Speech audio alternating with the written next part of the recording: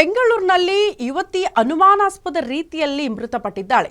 ಕೊಳೆತ ಸ್ಥಿತಿಯಲ್ಲಿ ಯುವತಿಯ ಮೃತದೇಹ ಪತ್ತೆಯಾಗಿದೆ ಬೆಂಗಳೂರಿನಲ್ಲಿ ಅನ್ನೋದ್ರ ಬಗ್ಗೆ ಮಾಹಿತಿ ಇದೆ. ಆ ಯುವತಿ ಯಾಕಾಗ ಆ ರೀತಿ ಮೃತಪಟ್ಟರು, ಈ ವಿಚಾರಕ್ಕೆ ಸಂಬಂಧಪಟ್ಟಂತೆ ಹಲವು ಅನುಮಾನಗಳು ಕೂಡ ಯುವತಿಯ ಸಾವಿನ ಸುತ್ತ ಇದೆ.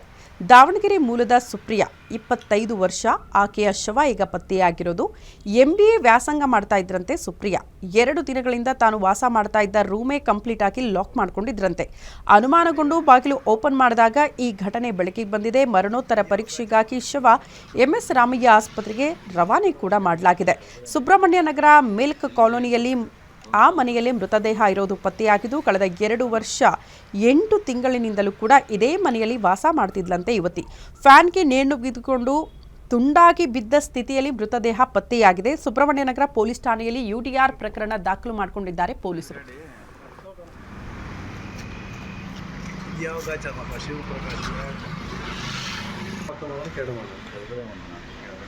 ಇಲ್ಲಿಂದ ಏನು ತೋರಿಸ್ತೀರಾ? ಒಂದು ಬಾಗಿಲು ತೋರಿಸ್ತೀರಾ? ಹಾಂ,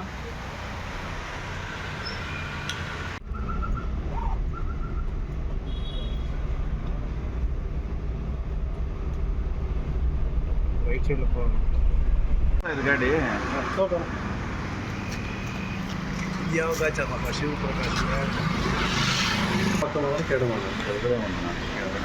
ಇಲ್ಲಿಂದ ಏನು ತೋರಿಸ್ತೀರಾ?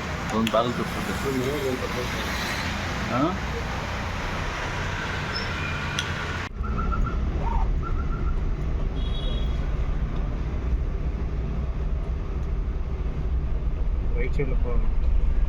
ಇದು ಗಾಡಿ ಶಿವಪ್ರಕಾಶ್